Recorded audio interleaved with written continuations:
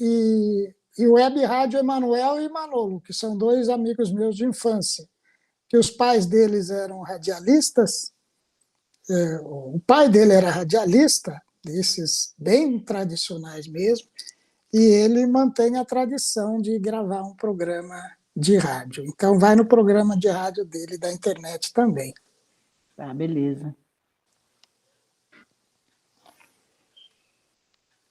Acho que nós já estamos gravando, então eu vou fazer uma pequena introdução. Caros ouvintes, sejam todos e todas muito bem-vindos, bem-vindas ao nosso programa de rádio. Hoje nós estamos recebendo aqui com muito carinho a professora Irene Maria Cardoso, que possui graduação em agronomia. Formou em 1984 pela Universidade Federal de Viçosa. Ela também tem especialização em ensino em geociências pela Unicamp, 1994. Mestrado em solos e nutrição das plantas, 1992, pela Universidade Federal de Viçosa. E doutorado em ciências ambientais na Holanda, em 2002. A professora Irene, ela obteve a aposentadoria como professora titular da Universidade Federal de Viçosa, no Departamento de Solos, e atualmente é professora voluntária do mesmo departamento. Tem experiência na área de agronomia, com ênfase em ciência dos solos, os seguintes temas: agroecologia, agricultura familiar e sistemas agroflorestais. Ela também foi presidente da Associação Brasileira de Agroecologia, a ANA, na gestão 2014-2017. Foi bolsista de Produtividade em Desenvolvimento Tecnológico e Extensão Inovadora do CNPq. Seja bem-vinda, professora Irene. Obrigada, mas só que não é ANA, não, é ABA, Associação Brasileira de Agroecologia. No Brasil, a gente tem esse privilégio, né? A gente tem a ANA, que é a Articulação Nacional de Agroecologia, tem a ABA, que é a Associação Brasileira de Agroecologia. A ABA faz parte da ANA, porque é uma articulação, né? Faz vários movimentos, várias organizações que trabalham com a agroecologia. Mas é que a ANA não tem presidência, né? A ABA que tem. Mas é isso. Mas muito obrigada, é um prazer estar aqui e para a gente conversar um pouco, né, sobre essa temática dos núcleos de agroecologia. Agradeço muito o convite. Obrigado, professora Irene.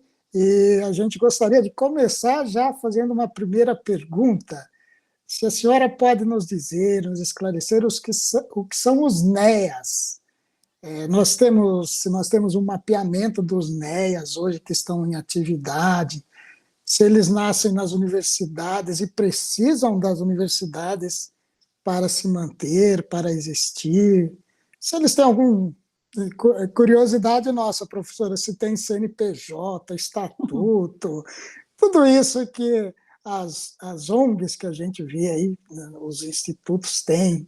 E se tem algum apoio institucional assim que a senhora considera que é imprescindível para maturação e consolidação dos NEAs? Então, para a gente entender bem o que é um núcleo de estudos em agroecologia, porque NEA significa isso, né? Núcleo de estudo em agroecologia. Para a gente entender bem o que significa isso, a gente precisa de entender um pouco a história. Então, se a gente for... Eu preciso de assinar uma coisa aqui, gente, rapidinho.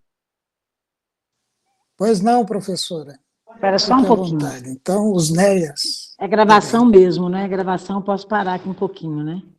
Pode sim, professora.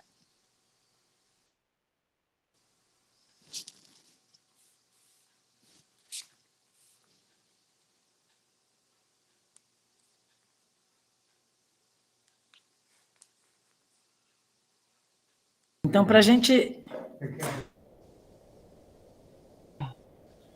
entender a história dos núcleos de agroecologia, para entender o que é um núcleo de estudo em agroecologia, que é o que significa NEA, a gente precisa de voltar um pouco na história.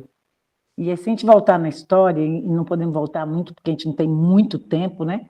Mas a gente vai ver que a agroecologia começou no Brasil enquanto agricultura alternativa, e a gente chama de movimento da agricultura alternativa. E esse movimento começou lá na década de 80, foi no momento de redemocratização, inclusive, do país, o país saindo da ditadura militar, e muita efervescência política, né, dos movimentos sociais, e aí os sindicatos se reorganizando, as associações, o movimento estudantil se organizando, e nasce, então, um movimento da agricultura alternativa. Por que um movimento?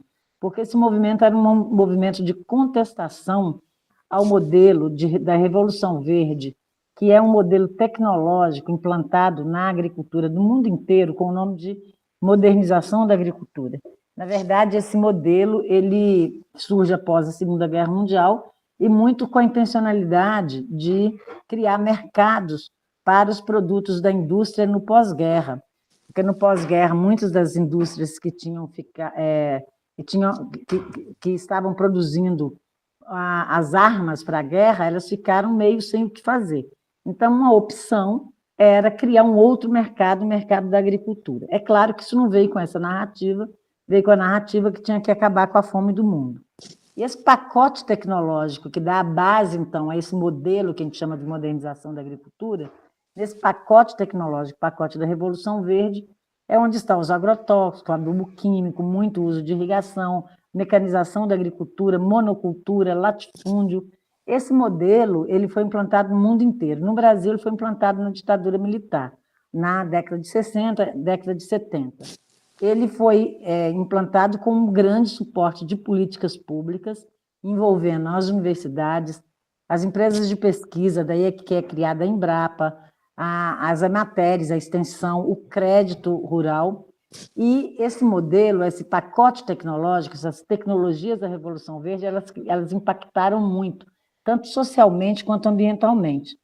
Um modelo de mecanização no latifúndio, ele desvaloriza, desconsidera o meio rural, os agricultores, o conhecimento dos agricultores familiares, os camponeses, coloca como moderno, como científico, e nesse momento tem uma grande esvaziamento do campo, uma grande expulsão das pessoas do campo com o atrativo das cidades. Na verdade, era uma forma de atrair mão de obra barata para as cidades. Então, eles chamam de êxodo rural. Eu não gosto dessa palavra porque êxodo é a terra prometida. Então, não foi... As cidades não eram uma terra prometida, né?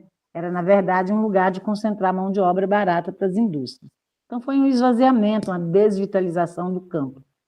Além disso, foi um grande problema social, vários outros problemas sociais envolvidos. O uso dos agrotóxicos começou a causar muitos problemas de contaminação das águas, do solo, dos alimentos. Então, já na década de 60, uma bióloga americana escreve um livro que chama Primavera Silenciosa, que era o silenciamento da natureza a partir do uso dos agrotóxicos. Lembra que isso era da década de 60. Então, no Brasil, eu costumo brincar que não era só a primavera que estava silenciada, o verão, o outono, o inverno, todas as estações, porque, na verdade, a gente estava sob uma ditadura. E aí, o que acontece? Com a redemocratização do país na década de 80, começa, então, a se organizar uns movimentos que contestam esse tipo de agricultura. Diga-se de passagem que é esse tipo de agricultura que dá subsídio ao que hoje nós chamamos de agronegócio. Então, agronegócio não é um negócio na agricultura. A agricultura, quem é tudo é agricultura, não é um agronegócio, porque a agricultura tem cultura no nome. A primeira vez que a palavra cultura foi escrita foi na palavra agricultura. Então, a gente contesta até hoje esse modelo que dá base tecnológica ao agro, que a gente chama hoje de agronegócio. E aí, nesse movimento de contestação, começam a se organizar nas universidades, principalmente, os grupos de estudantes. Então, são os grupos de agricultura alternativa, que se juntam aos agrônomos, que também contestavam esse modelo, esse tipo de tecnologia usada na agricultura, e começa a organizar os encontros brasileiros de agricultura alternativa. Os estudantes também organizam os congressos nacionais dos estudantes de agronomia. e muito embalado esse movimento da agricultura alternativa, muito embalado pelos ensinamentos de Paulo Freire, que dizia que a gente precisava de reconhecer e dar importância ao conhecimento dos agricultores familiares, dos camponeses, né? Na época a gente chamava de pequenos agricultores. E se for imaginar, a agricultura tem 10 mil anos. Esse modelo chamado de agricultura moderna, de Revolução Verde, tem 70 anos. Então, e é um modelo que vem, então, desbancando esse conhecimento tradicional de 10 mil anos e dizendo que quem é válido é o conhecimento científico. Eu não sou negacionista, eu acho que o conhecimento científico é muito importante, mas Paulo Freire já nos ensinava que isso tinha que ser articulado com esse conhecimento, que o conhecimento científico tem que ser articulado com o conhecimento popular. Por que eu estou dizendo tudo isso? Porque esses grupos de estudantes dentro das universidades, em conjunto com os agrônomos, que vão, então, organizar os eventos, como os Encontros Brasileiros de Agricultura Alternativa, começa também a identificar aqueles agricultores e aqueles camponeses que resistiram a esse modelo.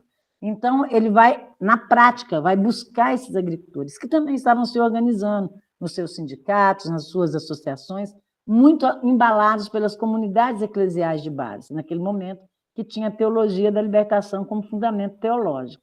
Pois bem, estes grupos de estudantes nas universidades é que, para mim, eles são o cerne, a base daquilo que, na década de 2000, depois do primeiro governo Lula, a gente vai chamar de núcleo de estudos em agroecologia.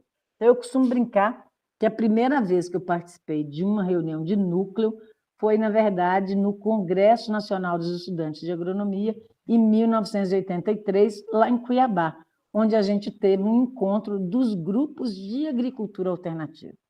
Bom, isso, então, para mim, é a base, é onde está a semente do que a gente vai chamar mais tarde de núcleo. E como é que a gente passa, então, a chamar isso de núcleo? Quando o governo Lula ganha as eleições, o Ministério, principalmente o Ministério do Desenvolvimento Agrário, o Ministério da Agricultura, começa a promover vários fóruns de educação. E fóruns de educação, e o Ministério da Educação também, claro, né? Fóruns de educação e discutindo, então, a questão da agroecologia. Então, fóruns de educação no campo, discutindo a educação do campo, discutindo a construção de um outro modelo de agricultura que estivesse articulado com essa educação. E a gente sabe que nas universidades, as universidades, graças a Deus, têm autonomia, elas constroem suas políticas. Então, é muito difícil dizer, para falar que muda o currículo, que muda a forma de ensinar, isso é uma construção, é um regime, né? É mais do que um sistema. Isso precisa de políticas públicas e precisa de uma condição política que a gente não estabeleceu ainda no país. Então, como é que hoje, como eu disse, as universidades, o crédito, as empresas de pesquisa está na base dessa mudança de forma de fazer agricultura no Brasil, que é implantada na década de 60. Para a gente voltar a isso, com a força política que tem o agronegócio, que é muito mais política do que econômica, e isso é uma outra discussão, mas que a gente pode fazer, é muito difícil. Então, o que foi pensado nesse fórum? Na verdade, é aquilo que em Minas Gerais a gente fala de comer pelas beiradas, que é fortalecer dentro das universidades aqueles grupos que já estavam trabalhando com a agroecologia há muito tempo, desde a agricultura alternativa. A agricultura alternativa, ela passa a chamar agroecologia no Brasil na década de 90, no final da década de 90 e início dos anos 2000, muito a partir da relação com os movimentos da América Latina, a partir da tradução do livro do Altieri, que chama Agroecologia, as bases da agricultura alternativa, né? Hoje, a agroecologia, as bases da agricultura sustentável, e a gente, então, faz esse caminho de agricultura alternativa para a agroecologia. Então, quando os ministérios decidem apoiar esses grupos que estavam já trabalhando com a agroecologia nas universidades, mas de forma muito marginal, marginalizada, né? Não marginal, mas marginalizada, quem são esses grupos? São aqueles que trabalharam desde a década de 80 com agricultura alternativa. Os estudantes vão passando, né, de geração a geração, mas o bastão dessa história, dessa luta, dessa busca por uma agricultura mais justa, mais sustentável, ecologicamente viável, vai passando junto com as gerações. Muitos desses estudantes, como era o meu caso, lá da década de 80, virou professor, outros foram construir as ONGs da rede PTA, que é da rede dos projetos de tecnologias alternativas, que é um outro braço que está na base da construção da agroecologia. Então, esses grupos que estavam aí na resistência desde a década de 70, 80, final da década de 70, início da década de 80. Então, os ministérios, eles decidem, então, fomentar esses grupos. E eles criam, então, os editais dos núcleos de estudo em agroecologia. Uma ação dos ministérios, no início muito MDA e MAPA, Ministério da Agricultura, mas em articulação com o CNPq, que é o órgão que fomenta pesquisa no Brasil. Isso é muito interessante, porque antes a gente tem que entender que a luta é difícil e é de pequenas coisas que a gente vai compreendendo as mudanças. Então, o CNPq, até 2004, por aí, 2005, apoiava apenas projetos de pesquisa. A partir da intervenção do MDA, principalmente do MDA, o CNPq começa a aprovar projetos e editais de pesquisa em articulação com a extensão. Lembre-se que na nossa Constituição de 88 está lá previsto que as universidades têm o papel de fazer a indissociabilidade ensino, pesquisa e extensão. E a indissociabilidade não é eu faço extensão, o outro que gosta de pesquisa faz pesquisa, e o outro que gosta de dar aula se dedica ao ensino, e todo mundo dá aula mais ou menos, que é a nossa tarefa principal. Não é isso. Indissociabilidade, ensino, pesquisa e extensão é fazer de forma articulada ensino, pesquisa e extensão. E o Fórum dos Pró-Reitores já trazem Paulo Freire, baseado em Paulo Freire, que, na verdade, quem articula a pesquisa e o ensino é a extensão. Extensão, sim, entendida não no sentido de estender o conhecimento, mas no sentido que Paulo Freire chamou de comunicação. O livro Comunicação e Extensão é muito forte para nós, para a nossa época, para a nossa geração. Por quê? Porque é a partir da interação com a sociedade, com as comunidades, que esse conhecimento é construído, é gerado e inclusive, aperfeiçoado, se for o caso. Então, para esse passo do CNPq começar a apoiar editais de pesquisa em interação, em articulação com a extensão, é muito significativo para a gente. E esses editais eles são anteriores aos núcleos de estudo de agroecologia. Um pouco anterior, um pouco paralelo, mas já começa a pensar nessa ideia. Porque a primeira ideia, o primeiro núcleo é construído em 2010. Mas esses editais eles já são 2005, já tem os proestes fortalecidos nas universidades. Então, 2008, quando é 2010, então, lança o primeiro edital de núcleo de estudos em agroecologia. Mas já tinha tido essa construção um pouco antes, desses editais de pesquisa e interação com a extensão. E os núcleos, o edital dos núcleos vem para fortalecer isso, para fortalecer a indissociabilidade em ensino, pesquisa e extensão. Como é que faz isso? Os núcleos, então, nos editais, na proposta para concorrer a esses editais, para ter o recurso, tem que apresentar esses 3 componentes. E tem que estar articulado com organizações que estão nesse campo da extensão. Não precisa de ser só as EMATERES, mas pode ser, por exemplo, as ONGs, alguma organização que esteja fazendo esse trabalho diretamente com o campo.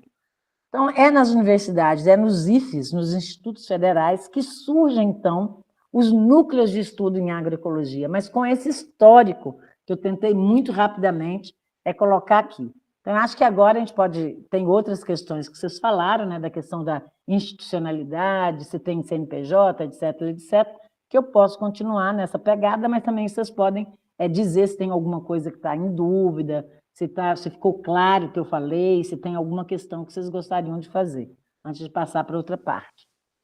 Não, professora, primeiro agradecendo, obrigada por esse panorama de tantos anos em poucos minutos. Acho que a gente conseguiu e compreender bem o nascimento dos NEAs e o fortalecimento deles. Agora, realmente, a senhora toca numa questão importante, que é esta parceria, né? Saindo do ambiente da universidade para o ambiente da aplicação prática do conhecimento teórico na forma de extensão, colocar as mãos na massa, os pés no chão.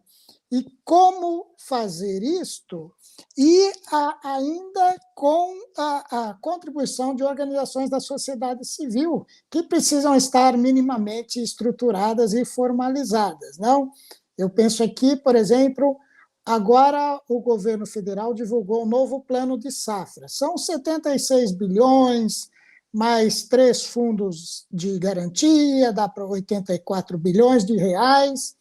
E tem também uma novidade que eu vi, são os editais para a Associação de Mulheres. E uma pergunta que eu tenho feito é como essas associações de mulheres conseguem se habilitar para concorrer a esses recursos. E eu acho que essa mesma pergunta vale também para os recursos que vêm do CNPq, para os NEAs e também dos ministérios para os NEAs, né? Como se dá na prática o acesso, a formalização dessas parcerias, e a gente vê o resultado lá da pesquisa, né? A produção, os SAFs, os artesanatos surgindo, a autonomia das mulheres sendo promovida, a sustentabilidade, a preservação da nossa biodiversidade, como isso vai se dar lá na prática. É essa passagem, professora, para fazer a ligação universidade, NEA e uma associação de mulher aqui do nosso assentamento Bela Vista, por exemplo. Como a gente faz essa triangulação na prática?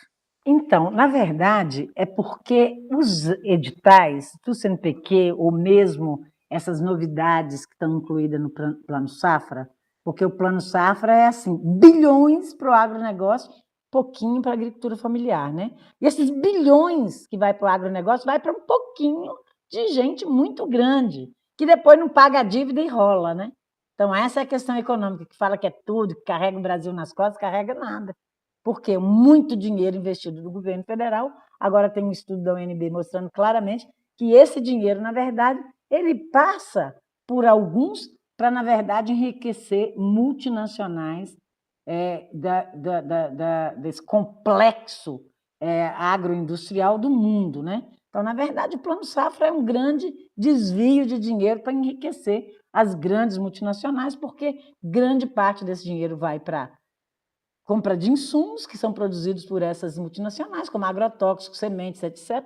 Para alguns poucos agricultores muito endinheirados, grande parte vai para eles, que acaba não pagando a dívida e rolando a dívida. Isso quem está falando é artigo científico provado com dados, isso que eu estou falando, né? Então, na verdade, agora o Plano Safra vem com essa novidade, que além desse que você falou, também tem o Ecoforte, que na verdade já era um programa anterior também do governo Dilma, fruto da Política Nacional de Agroecologia, está sendo reeditado dentro do âmbito do Plano Safra. Mas olha bem, você fala, como é que isso se dá? Isso se dá por esse histórico que eu falei. Antes de existir o Ecoforte, antes de existir essa linha de apoio às mulheres, antes de existir edital de NEA, nós já estávamos fazendo as coisas na prática. E nós já estávamos fazendo e vamos continuar fazendo, não no sentido de levar o conhecimento teórico para a prática, ao contrário, para ir aprender com essas pessoas que estão no campo e que são muito inteligentes, muito portadoras de sabedorias, e nós vamos lá interagir, aprender e, se possível, ensinar. É daí que vai surgir muitas questões de pesquisas, é daí que vai surgir muitos campos experimentais para a gente pesquisar, porque eles estão formados. Eu costumo dizer, eu nunca fiz uma pesquisa, eu nunca criei uma unidade experimental durante meus 30 anos de universidade. Eu fiz algumas pesquisas de laboratório, de casa de vegetação, mas campo experimental nunca, porque o campo experimental é a natureza e é junto com os agricultores e agricultoras familiares nas suas unidades de produção. Então, é uma boa oportunidade de a gente estar interagindo e articulando. Claro que quando a gente faz isso, a gente também ensina, a gente também tem conhecimento, nós também temos entendimento dos processos que ocorrem, e nessa articulação de conhecimento a gente ensina, a gente aprende. Mais aprende do que ensina. Então, nós já estávamos fazendo isso. Vou dar um exemplo daqui da Zona da Mata. Na década de 80, 1987, a partir desse movimento que eu falei dos estudantes, foi criado o CTA, que é o Centro de Tecnologias Alternativas da Zona da Mata, que desde 1987 vem desenvolvendo este trabalho com os agricultores e com as agricultoras. É o CTA, por exemplo, que desenvolve a caderneta agroecológica, que é uma caderneta que identifica os produtos das mulheres nos seus quintais e que aponta que, na verdade, os quintais são responsáveis por 70% dos alimentos consumidos pela família, de forma direta ou indireta. É nesses quintais que, por exemplo, cria-se uma qualidade do solo e um ambiente sem o uso de insumos externos, como os adubos químicos e agrotóxicos, a partir do manejo da biodiversidade dos resíduos. Nesses quintais tem troca de produtos, de alimento, troca de dias de serviço, tem muitas coisas que acontecem aí, e a custo do trabalho e com os benefícios da natureza. Então, esse trabalho já existe. Quando chega um edital dessa natureza, o que faz é fortalecer esse tipo de relação. Foi esse entendimento que eu falei lá no início de 2003, 2004, dos fóruns de educação. Não vamos inventar a roda, vamos fortalecer aquilo que já existe. Então, quando chega um edital do Ecoforte, por exemplo, o CTA já está mobilizando. Quando chega um edital desses das mulheres, os grupos de mulheres, as associações de mulheres, os movimentos de mulheres já estão se organizando. É claro que também cria oportunidade para alguns que não se organizavam também se organizar, se reunir, se organizar, escrever os projetos e submeter esses editais. Então, esses editais eles vêm fortalecer coisas que já existem na sociedade brasileira, mas que é invisibilizado, que não é entendido como construção de conhecimento, que não é entendido como produção. Por quê? Porque a gente tem um modelo de agricultura que só tem olhos para aqueles que são grandes, para aqueles que consomem produtos da indústria. Quando, na verdade, tem muita coisa acontecendo nesse país que a gente não tem a menor ideia que acontece. Então, esses movimentos já existem, eles estão organizados. Não é à toa que a agricultura familiar é que produz 70% dos alimentos do Brasil, mas não é só do Brasil, é do mundo. Quando que a gente descobriu isso? Só num censo do IBGE de 2006, que isso veio à tona, que isso veio de forma clara. Então, essa sua pergunta, é isso, já existe. Aqui na Zona da Mata, por exemplo, existe o movimento das mulheres da Zona da Mata Leste e Leste de Minas, que já fazem 1000 encontros, reuniões, que estão articulados. Aqui existe o CTA, que desde 87 já articula com os sindicatos, com as associações, com as cooperativas. Vem um Ecoforte, é pegar e fazer o edital. Aqui na universidade, o primeiro edital de NEA, a gente construiu Agroecologia dos Saberes, era o título do nosso projeto. O que nós fizemos? A gente pegou todas as ações que a gente já fazia e costurou dentro de um projeto que foi aprovado, e a partir daí a gente começou a ser reconhecido como núcleo. Mas a gente já fazia, eu disse, antes do edital de NEA, já saía os editais de interface, extensão e pesquisa. Nós construímos, em 2008, também com o CNPq e IMDA, um projeto aqui que era um projeto de indissociabilidade em ensino, pesquisa e extensão. Nós construímos os intercâmbios de agroecologia. Desde 2008, a gente faz os intercâmbios, a gente já sistematizou, já fez pesquisa de mestrado, de doutorado, sobre os intercâmbios, em articulação com os intercâmbios, com os sindicatos. Então, a gente já fazia isso. A gente já tinha o PROEST, que é aquilo que eu falei do Programa de Extensão Universitária, que eu espero que reeditam, porque ele foi muito importante. Então, em 2004, nós construímos o Programa TEIA. O Programa TEIA já construía a troca de saberes, já construía as excursões científicas. Aí, em 2010, quando aparece o edital de núcleo, a gente fez o quê? Colocamos as ações que a gente já fazia, escrevemos o projeto e fomos aprovados. A partir daí, a gente passa a ser reconhecido como um núcleo. Um núcleo apoiado pelo CNPq. Mas o que é esse núcleo? É aquele grupo que já se articulava, que foi potencializado, que foi favorecido por esse edital. Então, a gente amplia as nossas ações, a gente começa a fazer muito mais coisas. Então, os encontros que a gente fazia, em 2009, a gente fez um encontro na universidade de um dia, a gente passa a fazer a troca de saberes de 3 dias. A gente conseguia trazer 100 pessoas para a universidade, a gente traz 500 hoje. Mas era um grupo de pessoas. Aí você fala assim, e a hora que o edital acaba? Então, vocês acabam também enquanto núcleo? Alguns sim. Terminou o edital, desarticulou, parou. Outros não, que é o nosso caso. A gente continua em ação e continua buscando outros recursos, ou às vezes até sem recurso mesmo, em parceria com o CTA, em parceria com os sindicatos, continuam as nossas ações.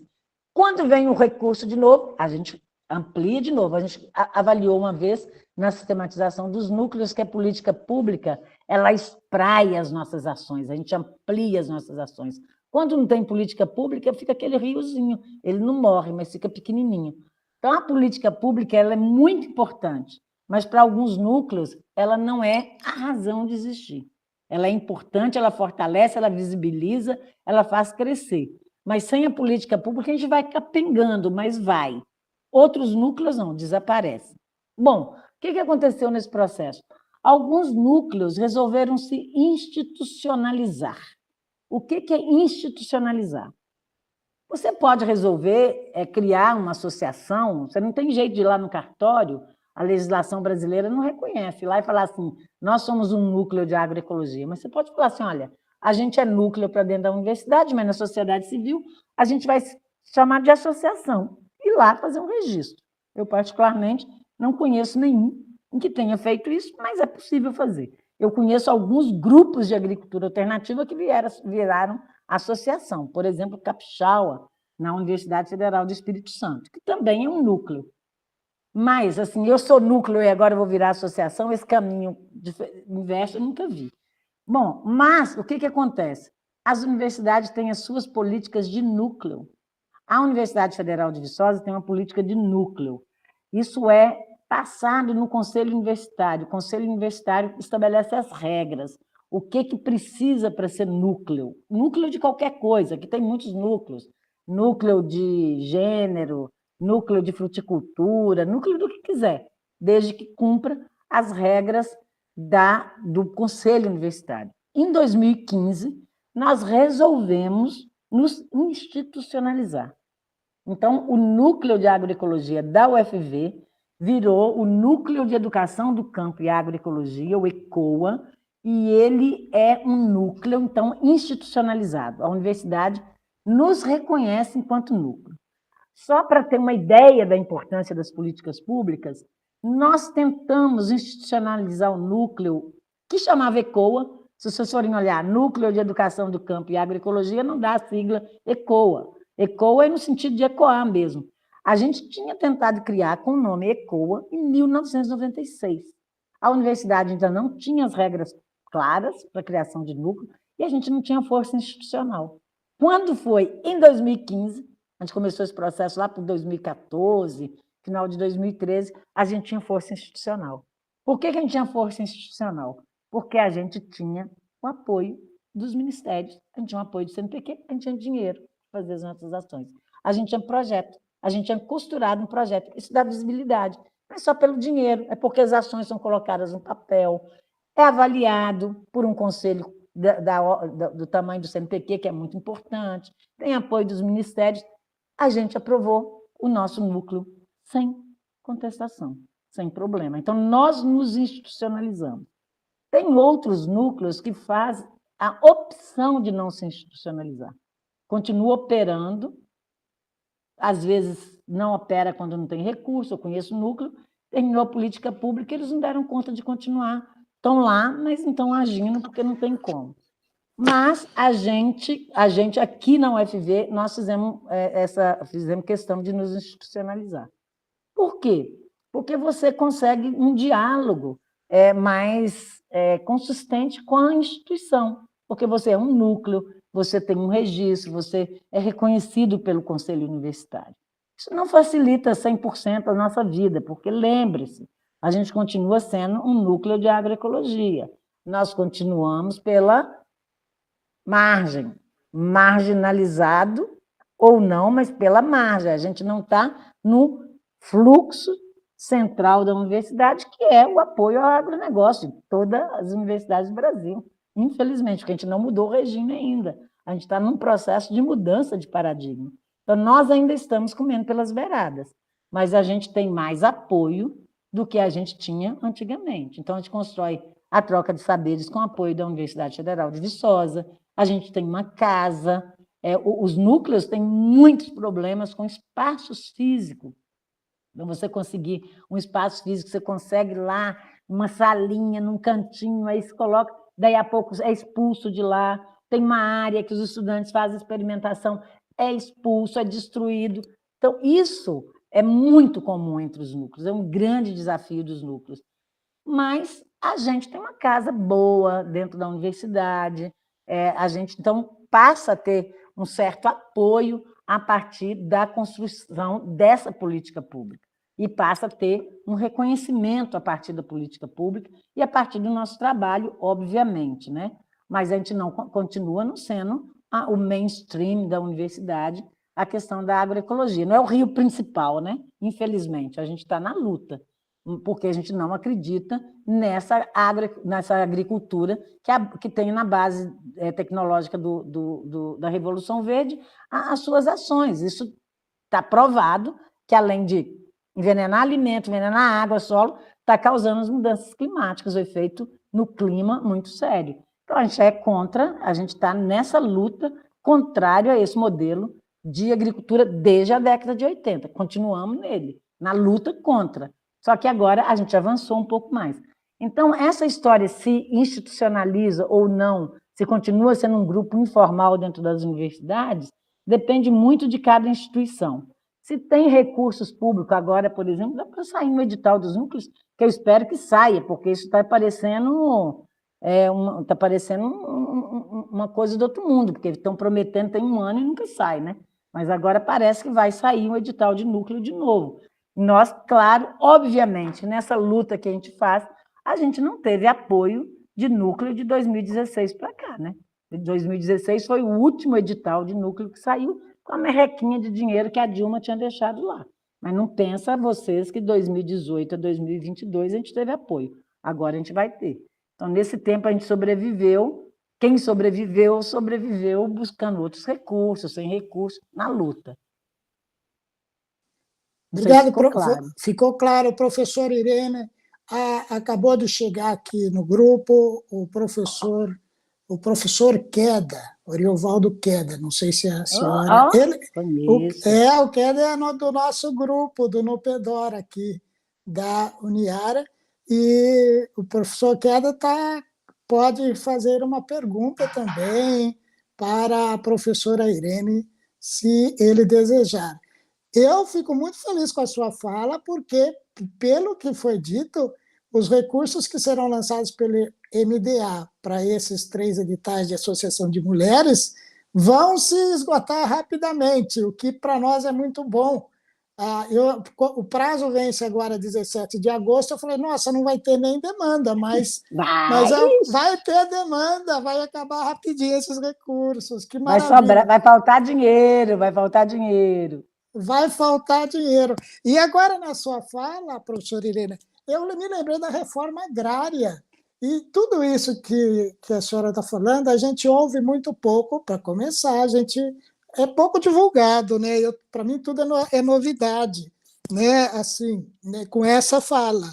Mas eu vejo também que a reforma agrária ela se coaduna muito com os núcleos e a forma de trabalhar o pensamento, o conhecimento tradicional, o conhecimento originário, o conhecimento prático que Paulo Freire tanto fala, também aparece muito nessas reuniões do núcleo, né? Que eu vi as fotos. A reunião do núcleo são sempre feitas em rodas de conversa, no ambiente do campo, né? Eu me lembrei aqui do Baltazar, do ambiente do campo, da escola agrícola. E lá se tem essa vivência, lá se entende muito o impacto da crise ambiental, né, da crise climática, né, como é interpretada a crise climática, e também o campo, às vezes, é um lugar de refúgio das pessoas que estão pressionadas nas cidades, estressadas, e lá se encontram nesses ambientes também. Quer dizer, nós estamos falando de todos esses tipos de convergência, não é, professora? Exatamente. E o campo também é o lugar de produção de vida, de alimentos, de qualidade de água, de solo, de cuidado da natureza, porque a gente tem que começar a entender, porque, como tem um amigo meu aqui que fala assim, na verdade, eles prometeram para as pessoas da roça o Alphaville, mas eles deram o Alfavela. Porque, na verdade, fala assim, a gente não pode romantizar o ambiente do campo, muito menos a gente pode romantizar o ambiente da cidade. Para mim, a gente pode fazer a discussão da agricultura urbana, acho lindo, maravilhoso, a gente pode fazer a discussão da cidade mais democrática para todos, acho tudo importante, mas eu não vejo solução para essas questões, a não ser a reforma agrária e uma volta organizada das pessoas para o campo. Claro que não é todo mundo, é quem quiser, no primeiro momento. E, para isso, a gente tem que compreender o campo de uma outra forma. O campo, o trabalho é muito penoso. Vai dizer que o da cidade não é. E aí eu falo, porque eu sou filha de agricultor familiar, nasci na roça. Eu preferia, tive as duas experiências. Eu acho que era muito melhor e muito mais agradável levantar às 5 horas da manhã com chuva para buscar a vaca no pasto para tirar leite, do que sair às 5 horas da manhã para pegar 2 ônibus e ir trabalhar numa mercearia e ficar em pé o dia inteiro naquela mercearia lá em Belo Horizonte. Eu tive as duas experiências. Então, a gente não pode romantizar o trabalho do campo, mas também não da cidade. Então, entender o que é a vida na roça, reencontrar o caminho da roça, nem que seja para a gente saber onde que os nossos alimentos são produzidos. Entender por que a gente tem esse inchaço nas cidades é extremamente importante para a gente entender quais são as saídas. E aí a reforma agrária. Não, para a agroecologia, os agricultores já nos ensinaram. E você fala isso de Paulo Freire, uma vez me perguntaram, mas qual que é a relação da agroecologia com a educação popular? Aí a pessoa estava me perguntando e eu vi passando ao longe, assim, Maria Emília Pacheco, que é da FASE, foi presidente do Conceia, que está na base da construção da agroecologia no Brasil, desde a agricultura alternativa. Eu falei para ela, Maria Emília, quem era o nosso... por que a gente tem essa relação com Paulo Freire, essa relação com a educação popular? Quem que era o nosso livro de cabeceira na década de 80? Ela virou e falou assim, extensão comunicação, Paulo Freire. Então, assim, foi muito importante na base da formação da agricultura alternativa e da agroecologia. Por isso que um princípio da agroecologia é a articulação entre conhecimento científico e saber popular. E os agricultores já nos ensinaram. Agricultor sem terra é que nem passarinho sem asa, não pode voar. Não tem como fazer agroecologia em Marte, tem que ser na Terra. E como é que é a luta pela terra nesse país? Então, a gente tem que entender o que é a Lei das Terras de 1850. O Ariovaldo está aí, a sessão da Uniara, que tem contato com eles, que sabe muito, tem essa discussão da reforma agrária fortíssima. O que foi a Lei das Terras? Então, se a gente for entender que em 1850, como já estava se dando como certo que teria a abolição dos escravos, eles fizeram que essa abolição, mais ou menos, mas que foi feita, com muita luta, diga-se de passagem, até 1850 as terras eram livres. Quem quisesse, chegava, pegava um pedaço de terra e era seu, ia desbravando, né? Ia cortando, tirando a mata, ia tomando conta da terra e era sua. A partir de 1850, não. Tem que comprar a terra. Se você quiser, a terra tem que comprar. Onde foram parar os negros quando saiu a tal da abolição? Nas favelas, nas cidades, não tinham para onde ir, não tinha como comprar essa terra. Então, na verdade, quando falam que o MST invade terra, quem invadiu foi antes. Porque chegou, invadiu, tomou conta, em 1850 proibiu, porque sabia que ia ter, que é a história que fala, né? Terra livres, homens e mulheres escravizados, homens e mulheres livres, terra escravizada. Então, uma vez um agricultor falou para mim, como é que pode, é tão difícil conseguir um pedaço de terra, como é que tem gente que tem tanta terra? Porque não comprou, né? Porque isso, de alguma forma, foi grilado, foi doado, foi subsidiado. Se for olhar, aqui a gente tem um assentamento na Zona da Mata, que é o Denis Gonçalves, lá tem as plaquinhas, os símbolos das Seis Marias. Aquilo foi doado há muito tempo atrás, 3.800 hectares de terra. Quando o MST ocupa, essa terra é comprada novamente, mas está lá a marca das Seis Marias. Então, fazer uma discussão de uma outra agricultura no Brasil, sem fazer a discussão política e sem fazer a discussão da reforma agrária, é como algumas pessoas dizem, agroecologia sem política é jardinagem. Por quê? Porque a questão da reforma agrária é uma das questões políticas extremamente importantes. Quando a gente fala de reforma agrária, eu lembro que na década de 80, a gente falava de reforma agrária, foi quando criou a UDR, né? Nossa Senhora, que tinha de agricultor familiar contra a gente, e assim como tem hoje agricultor familiar contra agronegócio, nós não estamos falando mal de agricultor, não, nós estamos falando mal de um grupo de produtores rurais que fazem uma agricultura de uma forma que a gente não considera adequada. Quando a gente está falando de reforma agrária, não estou falando de quem tem concentração de terra no Brasil de 2.000, 3.000 hectares, 5.000 hectares de terra, 20.000 hectares de terra. Tem gente no Brasil que é dono de 300.000 hectares de terra. Imagina o que é isso. É um país dentro do Brasil.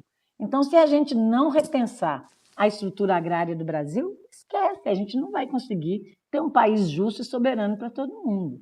Então, a reforma agrária, ela é uma necessidade para a gente resolver os problemas do país, tanto de concentração urbana, tem muita gente que não volta para a roça porque não tem terra, não estou dizendo que é todo mundo, mas tem um grande número que não volta porque não tem terra, tem muita gente que está no campo e que não tem terra, depois vem esses dados que o povo do agronegócio adora, porque o maior índice de fome está na roça. O pessoal da roça passa fome. Qual o pessoal da roça? Aqueles que o dono da terra não deixa produzir um cacho de banana. Quantas vezes a gente teve denúncia de que o primeiro cacho de banana que eu produzia aqui na terra do patrão, quando amadureceu, ele veio cá e pegou para os filhos dele. Então, tem fome na roça com a monocultura, que só pode plantar cana, só pode plantar café. Tem fome na roça com agrotóxico, porque joga Roundup e mata a serralha, a capixaba que estava no meio do café, ou no meio de outras coisas. Tem fome na roça por conta da falta de terra, que as pessoas não têm terra. Tem fome na roça por causa de um modelo que diz para as pessoas, eu aprendi isso na sala de aula da universidade, que se é bobo quem produz um monte de coisa, planta só café, depois vende o café e compra os seus alimentos. Você não sabe a qualidade dos alimentos, você não sabe quem produziu esse alimento, e primeiro você paga a dívida para depois se alimentar. Então, é a monocultura. É a monocultura, é o agrotóxico, é a falta de terra, que são as causas da fome na roça. Vai ver os agricultores familiares que estão passando fome. Ou condições de eventos climáticos muito severos. Então, falta de água. Então, todas as tecnologias sociais da ASA, por exemplo, são extremamente importantes no Nordeste. Então, ou há condições climáticas severas, ou então é uma condição social, política, que vai levar a essa condição. Então, a questão da reforma agrária e essa questão da luta política, ela está articulada com a agroecologia. Então, os núcleos, muitos deles, e a maioria deles, entendem isso e fazem essa luta de forma articulada. Por isso que muitos núcleos são articulados com o MST, com o MPA, com outros movimentos que fazem a luta pela terra. Aqui na Zona da Mata, a gente tem a luta pelo crédito fundiário, a gente tem a conquista de terra em Araponga, a gente tem o MST. E aí você vai falar, o crédito fundiário é uma política do governo, também começou no governo Lula, é uma forma de comprar terra, mas é uma luta que vocês não acreditam. Vocês não acreditam, a luta burocrática que é. Tem um assentamento que foram 10 anos, um assentamento em Espera Feliz, chama Tamboril.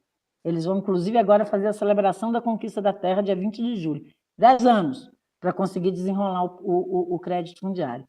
Então, é muito burocrático, mas é uma possibilidade de conseguir a terra. E agora, a gente sabe que tem muita terra que não cumpre a função social, que está cheia de dívida, que não paga a dívida com a União. E quando o governo vai desapropriar essa terra, ele vai comprar, vai pagar de novo essa terra. Então, é uma negociação, é um acordo que tem. Então, na verdade, toda essa luta contra o movimento sem terra e contra a reforma agrária, que é utilizada pelos grandes, pelos poderosos, por aqueles que dominam politicamente esse país, ela é feita de forma mentirosa, quando ela diz que o MST rouba a terra, que invade terra. Não é verdade. O Movimento Sem Terra ocupa terra que é, pela Constituição Federal, destinada à reforma agrária por lei, porque não está cumprindo a função social da terra, e agora, ou porque tem muita dívida, ou porque tem trabalho escravizado. Então, é esse tipo de terra que o Movimento Sem Terra ocupa. Então, jogar a sociedade brasileira contra o Movimento Sem Terra é um movimento legítimo e é um movimento pacifista. O Movimento Sem Terra ainda vai ser reconhecido como o maior movimento pacífico do mundo, porque ele faz a luta pela reforma agrária sem armas. O Movimento Sem Terra não arma a população, faz uma luta com os corpos das mulheres, das crianças e dos homens pela reforma agrária. Não tem nenhum caso de massacre de qualquer sociedade, parte da sociedade brasileira, pelo MST. Ao contrário, eles são massacrados, vira e mexe são massacrados. É uma luta legítima, é uma luta pacifista, é uma luta amparada pela Constituição. Aqueles que tentam colocar a sociedade brasileira contra, porque são poderosos, economicamente e politicamente falando, e estão mentindo. Estão mentindo, é fake news. Professora Irene, muito obrigado. Nós estamos chegando agora aos minutos finais do nosso programa de rádio. Eu vou voltar a palavra para Maria Tereza, depois para o professor Queda, para a fala final. Nossa, professora, que show, hein? Ai, a beleza do envelhecimento é a capacidade de adquirir o conhecimento em todo o seu tempo, né? E traz essa construção de uma forma assim tão simplificada dentro da complexidade de todo as questões que envolvem a agroecologia. Não? É muito, muito interessante. Nossa, que prazer em conhecê-la, professor. Muito obrigada e agradeço muito a oportunidade. Como eu, acredito que muitas pessoas vão poder conhecer, se aproximar um pouco dessa área tão necessária, fundamental para o nosso país e para o mundo. Muitíssimo obrigada. Eu que agradeço. Mas eu queria falar uma coisa para Maria Tereza. Talvez não precise de gravar, não vai ao ar, mas eu queria falar no início que essa coisa que ela fala que trabalha com terapia, né, com terapia ocupacional. A gente sempre fala de trabalhar com solo, de trabalhar com a terra, porque é uma forma de terapia, né?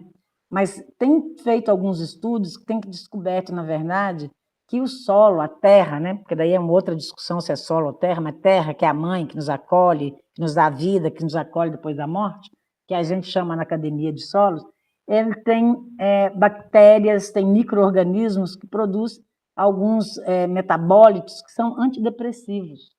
Então, na verdade, trabalhar com a terra é muito mais do que só uma questão da terapia, mas é porque, de fato, ela cria essa possibilidade de tratamento contra a depressão. Além do que a gente é terra, né?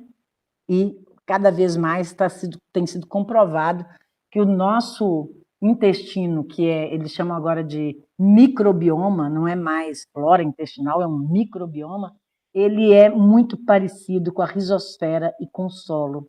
Então, os nossos micro-organismos do nosso intestino, ele tem muita semelhança com os organismos do solo e da rizosfera, que é aquele solo que fica mais grudadinho na raiz.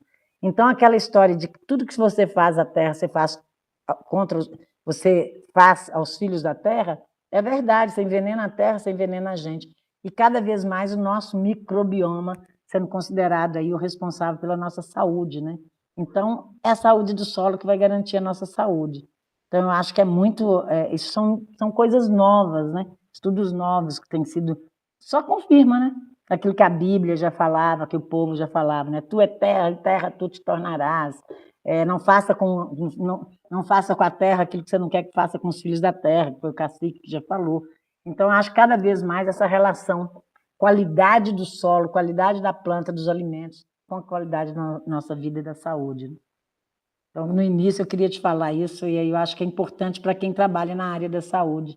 A saúde, e não é à toa que a Fiocruz tem núcleo de agroecologia e está cada vez mais trabalhando em articulação com a agroecologia. Mas vamos lá, Oriovaldo. Professor Queda, está com a palavra.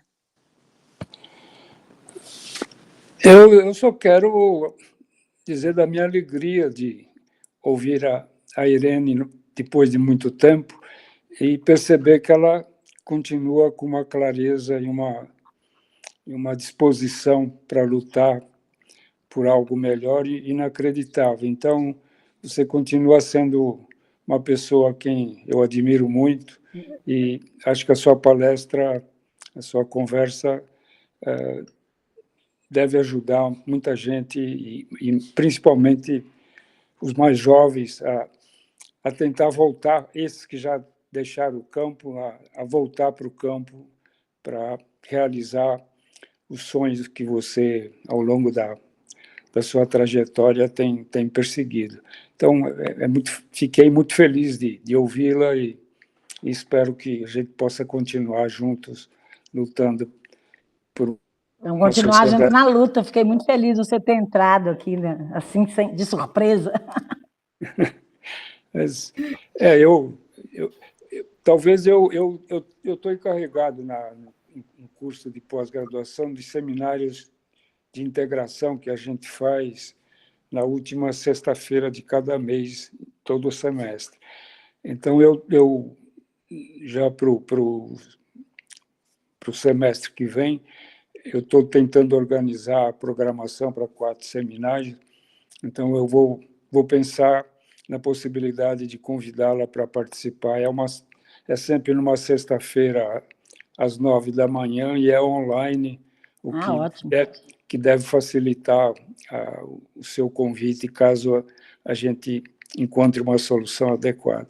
Mas muito obrigado, Irene, pela sua participação no programa do Jader, que é uma pessoa que está muito voltada com os nossos trabalhos lá no PEDOR, tá bom?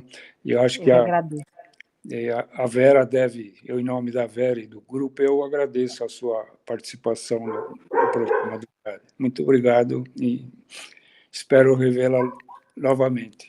Eu que agradeço. E conseguindo, online é muito mais fácil, porque fica mais barato e mais fácil, né? Agenda e tudo. Então, tranquilo. Tá bom, então. Era isso. Dá um abraço na Vera, dá um abraço na Vera. Eu queria agradecê-la pelo ensinamento que me trouxe, né?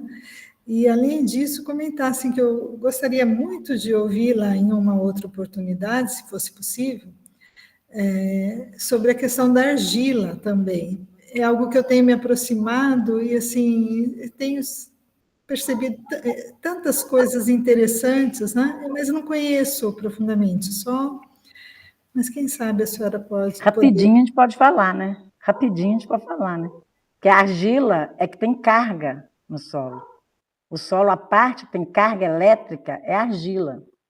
Então, eu gosto muito da argila, eu uso de vez em quando, e acho que, assim, tem muita gente que tudo é argila, para dor de cabeça, para dor... E eu acho que é muito boa, já usei várias vezes, recentemente eu usei muito, umas 5 vezes seguidas.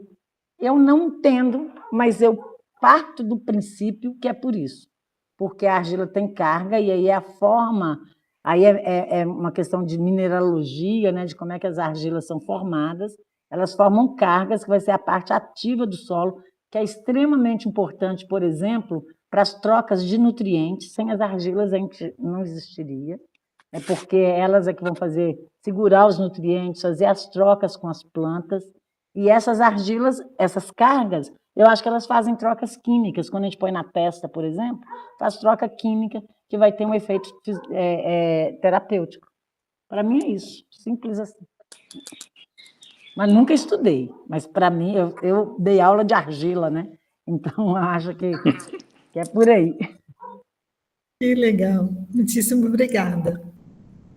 Muito obrigado, professora Irene Cardoso, professor Ariovaldo Queda, professora Maria Tereza e a todos os ouvintes que nos acompanharam no programa de hoje, na gravação do programa Rede Josué de Castro, que irá ao ar pela Rádio Fiscal, e na gravação do programa Cenários Agroecológicos, Que lindo. que irá ao ar pelas nossas duas web rádios, Emanuel e Manolo e Agromusical. Muito felizes, professor Irene, muito agradecido a Eu que todos e todas agradeço. pela participação. Um forte Obrigada. abraço e até Obrigada. a próxima. Um abraço, Tereza Tchau. Queda. Um Obrigada. forte abraço. Tchau, tchau. Até a próxima.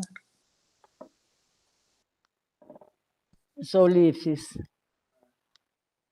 I have a meeting with Martin, so I said to Maria Alice that I prefer to go there next week. Because this week I don't have